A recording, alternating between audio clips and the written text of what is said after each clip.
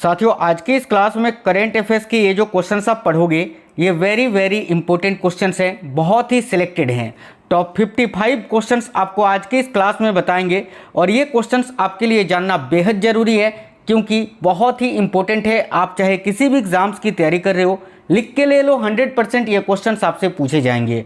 चलिए तो शुरू करते हैं। नमस्कार साथियों, मेरा नाम है सुभाष राज और स्वागत है आप सभी साथियों का एक स्मार्ट स्टडी 2.0 यूट्यूब चैनल पर।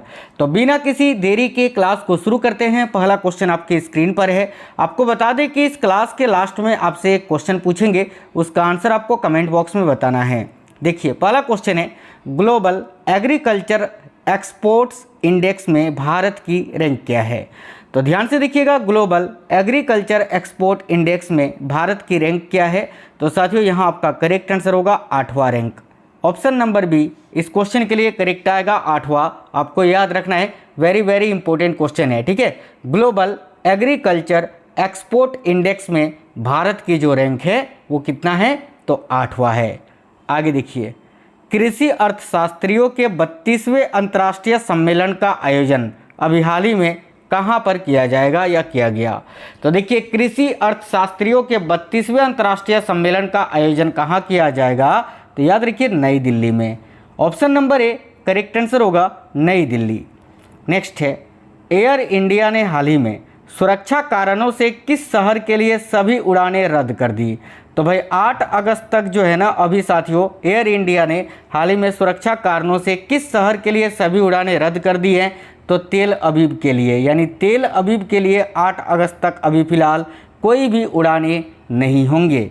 आगे देखिए, आज का अगला क्वेश्चन है, राज्यपालों का 2 दिवसीय सम्मेलन की अध्यक्षता कौन कर रहा है, या फिर ऐसा बोल सकते हैं कि 52वें, ठीक है, राज्यपालों का जो दिवसीय सम्मेलन है या 52वें राज्यपालों का दिवसीय सम्मेलन की अध्यक्षता किसने की या कौन कर रहा है। तो याद रखिए करेक्ट आंसर होगा राष्ट्रपति Droupadi Murmu. Option number A correct answer हो जाएगा। आगामी युग युगीन भारत संग्रहालय पर राज्य संग्रहालय सम्मेलन का उद्घाटन किसने किया। तो साथियों अभी हाल ही में आगामी युग युगीन भारत संग्रहालय पर राज्य संग्रहालय सम्मेलन का उद्घाटन किसने किया। तो फोटो देखकर आप पहचान गए होंगे कि ये गजेंद्र सिंह शेखावत हैं। गजेंद्र सिंह शेखावत जो कि वर्तमान में भारत के पर्यटन मंत्री हैं। कौन से मंत्री हैं, तो पर्यटन मंत्री, याद रखना। आगे देखिए, पेरिस ओलंपिक 2024 में पुरुषों की 50 मीटर राइफल 3P स्पर्धा में स्वप्निल कुशाले ने कौन सा पदक जीता। बहुत ही इंपॉर्टेंट क्वेश्चन है। तो साथियों पेरिस ओलंपिक 2024 में पुरुषों की 50 मीटर राइफल 3P स्पर्धा में स्वप्निल कुशाले ने कौन सा पदक जीता। तो याद रखिएगा कांस्य पदक। ऑप्शन नंबर सी यहाँ आपका करेक्ट आएगा। ये है स्वप्निल कुशाले का फोटो। अगला क्वेश्चन है, बहुराष्ट्रीय हवाई अभ्यास तरंग शक्ति 2024 की मेजबानी कौन सा देश कर रहा है। तो साथियों बहुराष्ट्रीय हवाई अभ्यास तरंग शक्ति 2024 की जो मेजबानी है वो अपना देश भारत कर रहा है। इसका जो पहला फेज है, फर्स्ट फेज की मेजबानी कौन कर रहा है, तो तमिलनाडु। और जो सेकंड फेज होगा, तो सेकंड फेज की जो साथियों मेजबानी है वो कौन सा राज्य करेगा भारत का, तो राजस्थान के जोधपुर में, याद रखिएगा।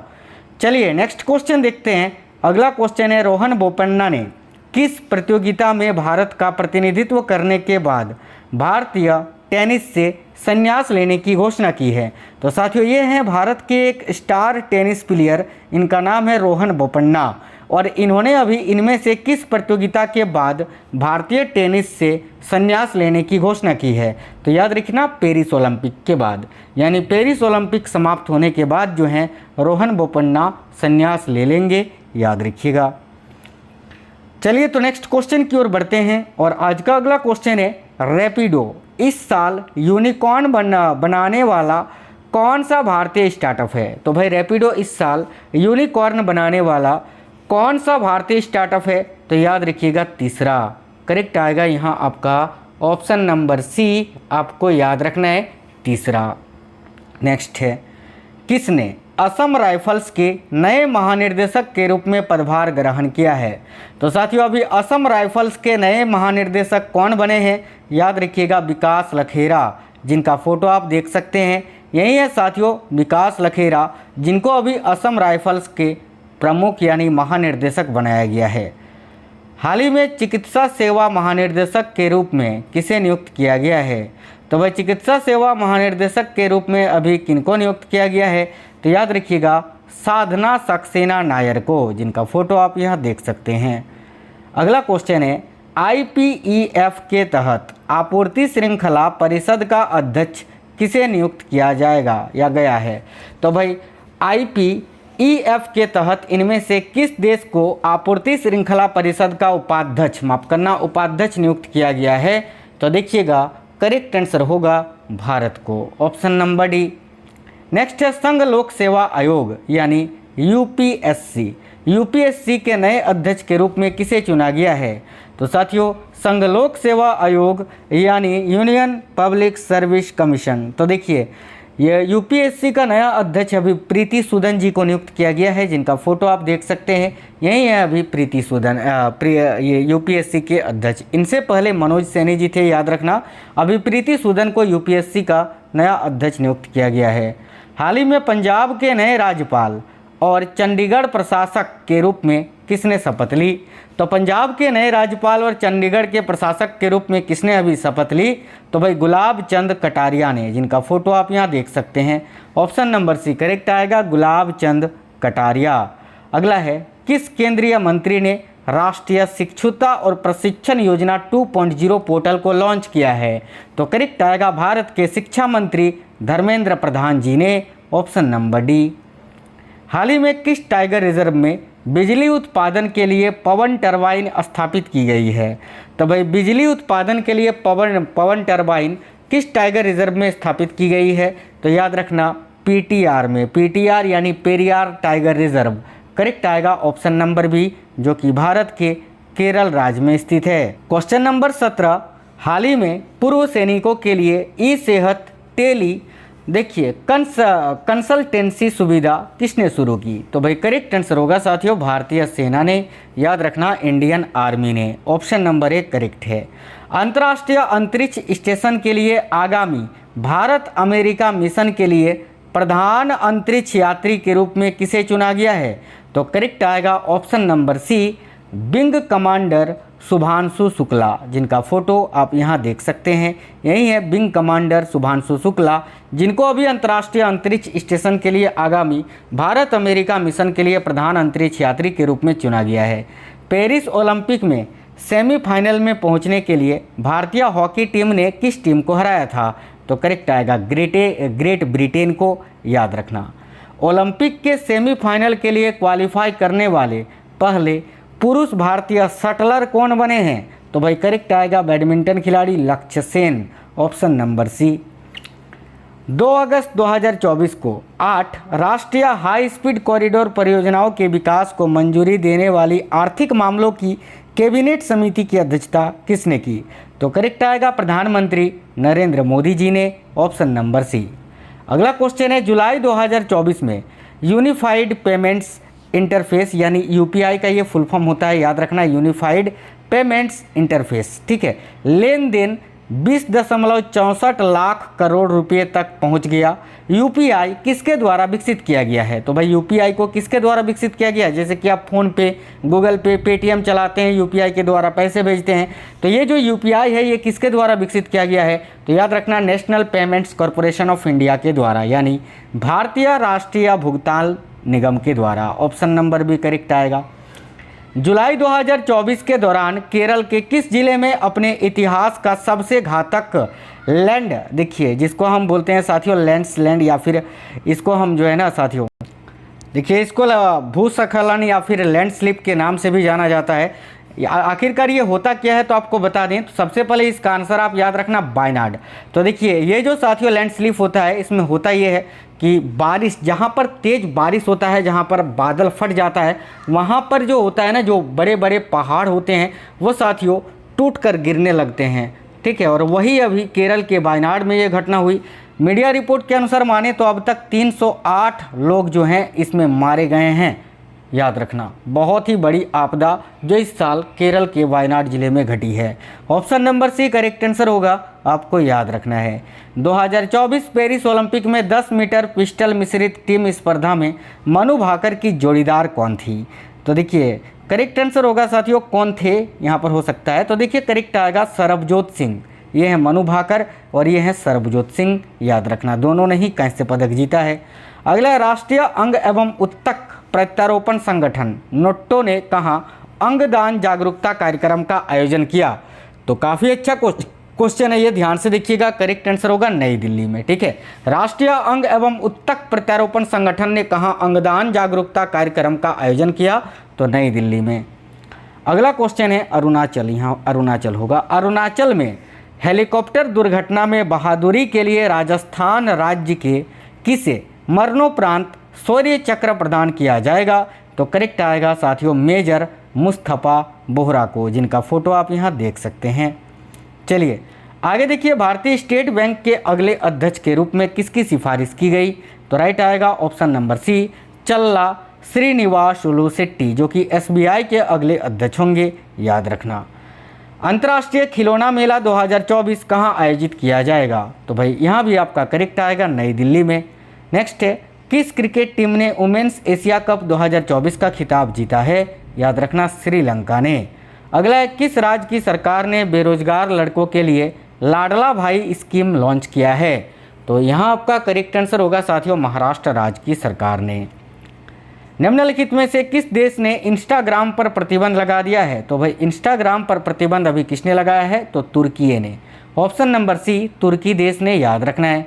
निम्नलिखित में से किस देश के साथ वर्ल्ड हेल्थ ऑर्गेनाइजेशन यानी WHO ने वैश्विक पारंपरिक चिकित्सा केंद्र के लिए एक समझौते पर हस्ताक्षर किया है? तो यहाँ आपका करेक्ट आएगा भारत के साथ, ऑप्शन नंबर ए। निम्नलिखित में से किस देश ने यात्रा और पर्यटन विकास सूचकांक 2024 में प्रथम स्थान प्राप्त किया? तो करेक्ट आएगा साथियों अमेरिका ने, ऑप्शन नंबर डी आपको यहाँ याद रखना है। आगे देखिए, निम्नलिखित में से किसने इंडिया रेसिंग फेस्टिवल में रेसिंग टीम खरीदी है? तो साथियों राइट आंसर होगा बॉलीवुड एक्टर जॉन अब्राहम ने, ऑप्शन नंबर सी। देखिए, विश्व शिल्प परिषद द्वारा निम्नलिखित में से किस शहर को विश्व शिल्प शहर नाम दिया गया है? तो करेक्ट आएगा ऑप्शन नंबर डी श्रीनगर को। भारत और निम्नलिखित में से किस देश ने लोथल में समुद्री विरासत परिसर पर साझेदारी की? तो भाई लोथल जो कि एक सिंधु घाटी सभ्यता स्थल है जो कि भारत के गुजरात राज्य में स्थित है, तो इसको लेकर भारत और किस देश के बीच समझौता हुआ है? तो वियतनाम के बीच, याद रखना, ऑप्शन नंबर डी वियतनाम। निम्नलिखित में से किस देश ने IMF यानी इंटरनेशनल मॉनिटरी फंड IMF को 3.6 बिलियन अमेरिकी डॉलर से अधिक ब्याज का भुगतान किया है? तो भाई करेक्ट आएगा पाकिस्तान ने, ऑप्शन नंबर बी।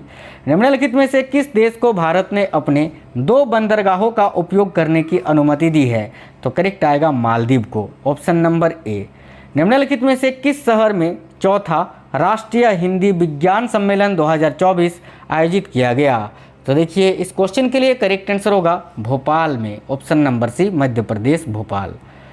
अगला क्वेश्चन है NCERT ने, देखिए NCERT ने कक्षा 6 से 8 के लिए निम्नलिखित में से कितने बैगलेस डे प्रस्तावित किए हैं? तो भाई करेक्ट आएगा 10 बैगलेस डे। आगे देखिए, निम्नलिखित में से कौन दूसरी बार AMPAS यानी academy of motion picture arts and sciences का अध्यक्ष बनी है? तो करेक्ट आएगा ऑप्शन नंबर सी जेनेट यांग, ऑप्शन नंबर सी। निम्नलिखित में से कौन सा देश दुनिया का दूसरा सबसे बड़ा एल्युमिनियम उत्पादक देश बन गया है? तो राइट आएगा ऑप्शन नंबर ए भारत। प्रधानमंत्री नरेंद्र मोदी ने एशियाई शेरों पर निम्नलिखित में से किसके द्वारा लिखी गई पुस्तक का विमोचन किया? तो करेक्ट आएगा परिमल नाथवानी के द्वारा लिखी गई पुस्तक का, ऑप्शन नंबर ए करेक्ट आएगा। निम्नलिखित में से किस देश में ठोस अपशिष्ट प्रबंधन के लिए ADB यानी एशियन डेवलपमेंट बैंक ने $200 मिलियन का ऋण प्रदान किया है? तो करेक्ट आएगा यहाँ आपका भारत को, ठीक है, भारत में। आगे देखिए, निम्नलिखित में से किसने इस्पात मंत्रालय के अतिरिक्त सचिव के रूप में पदभार संभाला? तो भाई इस्पात मंत्रालय के अतिरिक्त सचिव के रूप में अभी पदभार किसने संभाला है? तो साथियों देखिए काफ़ी अच्छा क्वेश्चन है ये, आपको याद रखना है चंद्रलाल दास जी ने, ऑप्शन नंबर डी करेक्ट होगा। निम्नलिखित में से किस राज्य में केवा फिश की एक नई प्रजाति खोजी गई। तो भाई केवा फिश की एक नई प्रजाति मेघालय राज्य में अभी खोजी गई है। तो option number C Meghalaya correct होगा। निम्नलिखित में से किस राज्य में गोयम विनायक बीज योजना शुरू की गई। तो भाई गोयम विनायक बीज योजना की शुरुआत अभी कहाँ की गई, किस राज्य में, तो गोवा में। Option number 1 Goa. निम्नलिखित में से किस देश में विदेश मंत्री एस जयशंकर ने महात्मा गांधी की प्रतिमा का अनावरण किया। तो करेक्ट आएगा टोक्यो में। ये देख सकते हैं यही वो मूर्ति है जिसका अनावरण अभी भारत के विदेश मंत्री एस जयशंकर जी ने किया जापान की राजधानी टोक्यो में।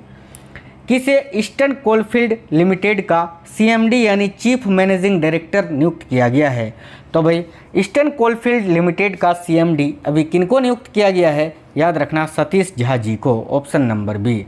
अगला है मृदु पवन दास निम्नलिखित में से किस देश में भारत की उच्चायुक्त बनी है। तो याद रखिए करेक्ट आएगा रवांडा में। Option number D Rwanda. Question number 51 निम्नलिखित में से कौन एशियाई क्रिकेट परिषद का अध्यक्ष बनेगा। तो भाई एशियाई क्रिकेट परिषद का अगला अध्यक्ष कौन बनेगा, तो मोहसिन नकवी। याद रखिए ऑप्शन नंबर ए। नेक्स्ट है निम्नलिखित में से किस राज्य में धर्मांतरण विरोधी कानून में संशोधन किया गया। तो इनमें से कौन सा राज्य है भारत का जिसमें धर्मांतरण विरोधी कानून में संशोधन किया गया, करेक्ट आएगा उत्तर प्रदेश राज्य में। निम्नलिखित में से किसने भारतीय आभूषण बाजार में प्रवेश करने के लिए इंद्रिया को लॉन्च किया है। तो भाई अभी इंद्रिया को किसने लॉन्च किया था, बहुत ज़्यादा खबरों में ये क्वेश्चन, तो याद रखना बिड़ला ग्रुप ने। Option number B. किसने राष्ट्रीय आवास बैंक के प्रबंध निर्देशक यानी एमडी के पदभार संभाला है। तो राष्ट्रीय आवास बैंक का नया एमडी अभी किनको बनाया गया है, एमडी यानी मैनेजिंग डायरेक्टर, तो याद रखना संजय शुक्ला को। Option number B. अगला निम्नलिखित में से कौन इंग्लिश चैनल पार करने वाली, ठीक है वाली सबसे युवा और सबसे तेज तैराक बन गई हैं।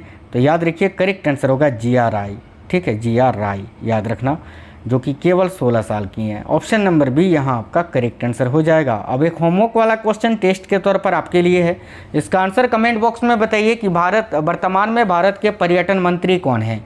अश्विनी वैष्णव, CR पाटिल, गजेंद्र सिंह शेखावत या अर्जुन राम मेघवाल। अभी मैंने आपको बताया था किनको याद है, सभी लोग कमेंट कर दीजिए।